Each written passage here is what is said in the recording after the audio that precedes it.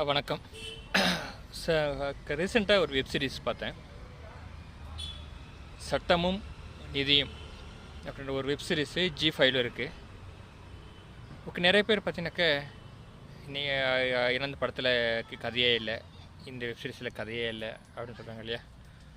so உங்களுக்கு ஒரு நல்ல கதை, ஒரு யதார்த்தமான ஒரு கதை ப்ளஸ்